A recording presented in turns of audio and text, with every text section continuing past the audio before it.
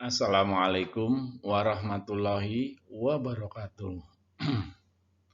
Anak-anakku sekalian, kelas 11 MIPA 1 maupun MIPA 2, untuk pembelajaran daring fisika hari ini, pada pertemuan kedua ini, melanjutkan pada bab 2 yang kemarin, yaitu tentang elastisitas dan hukum Hooke. Untuk yang kemarin itu kan baru elastisitas. Sekarang pertemuan keduanya hukum Hooke. Ya, kita lanjutkan.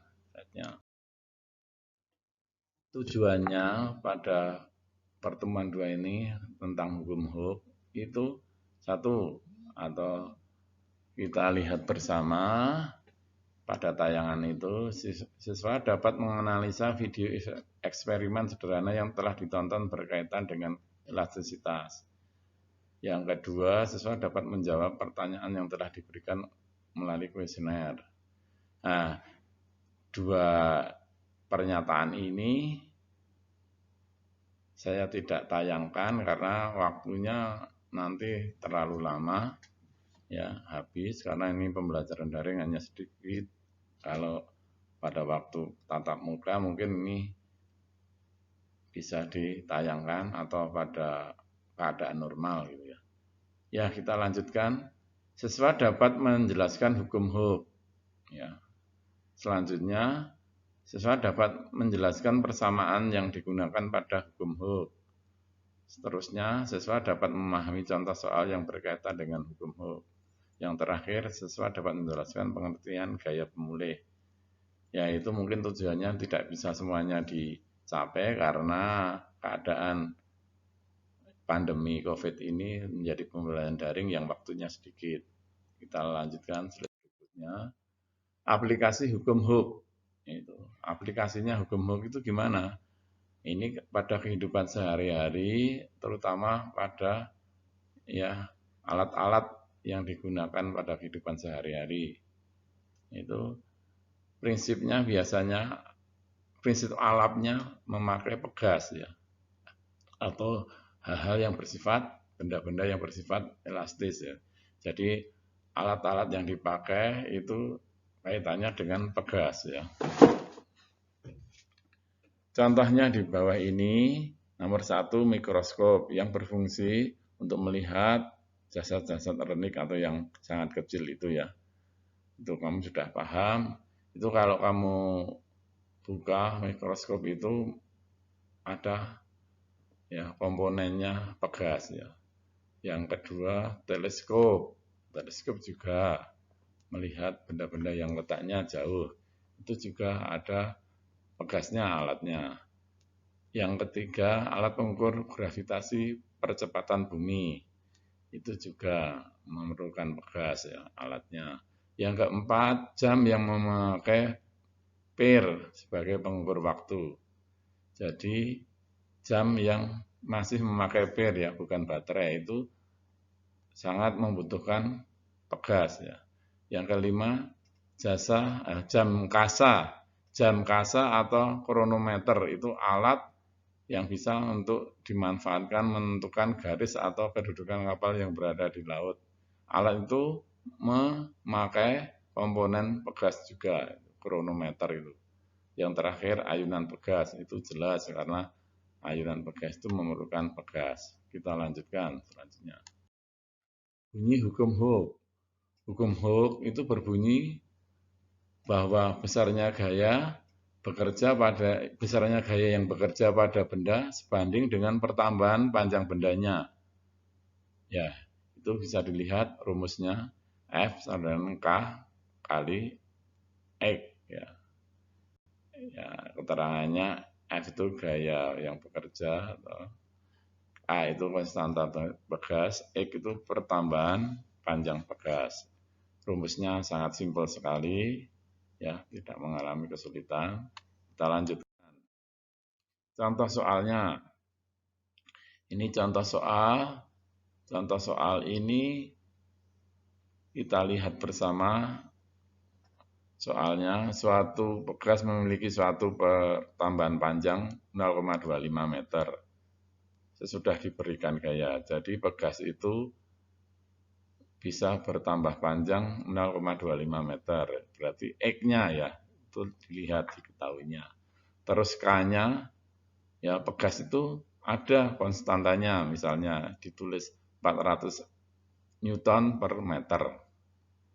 Terus yang ditanyakan, berapakah gaya yang dikerjakan pada pegas tersebut? F-nya berarti. Maka jawabnya F sama dengan K kali X, tinggal dimasukkan hasilnya gayanya 100 Newton. Ini no problem juga, masih sangat sederhana. Kita lanjutkan. Gaya pemulih. Gaya pemulih pada pegas. Gaya pemulih itu apa? Gaya pemulih itu kamu lihat di slide-nya. Gaya pemulih dimiliki oleh setiap benda elastis yang terkena gaya sehingga benda elastis tersebut berubah bentuk. Gaya yang timbul pada benda elastis itu menarik kembali benda yang melekat padanya tersebut disebut gaya pemulih. Jadi lebih jelasnya ini kalau kamu lihat gambarnya. Ini ada gambar pegas atau pir itu posisinya ini belum diberi, yang pertama itu belum diberi beban atau pengaruh gaya luar, maka setelah diberi gaya atau pengaruh gaya luar atau diberi beban, maka akan bertambah panjang. Ya, bertambah panjangnya delta X itu ya. Nah, bebannya itu W atau mg. W sama dengan mg. Maka akan terjadi geraknya beban itu ke bawah, ke atas ya. Jadi setelah diberi beban akan ke bawah, nanti kembali ke atas lagi ya. Jadi kamu lihat keterangannya, akibat gaya pemulih tersebut, maka ya itu kamu lihat, benda akan melakukan gerak harmonik sederhana, naik turun ya. Nah, jadi kalau sudah ada diberi beban akan ke bawah, tapi nanti akan naik terus turun lagi, yaitu maka akan terjadi gerakan harmonik naik turun yang akhirnya mengarah pada titik setimbang. Kamu lihat gambar yang terakhir ya, titik setimbang itu titik nol itu ya. Titik nol itu kelihatan toh itu walaupun kecil. Ya, jadi gerakan harmonik itu naik turun pegas itu terus nanti akhirnya mencapai pada titik setimbang itu pada nol. Kita lanjutkan slide berikutnya.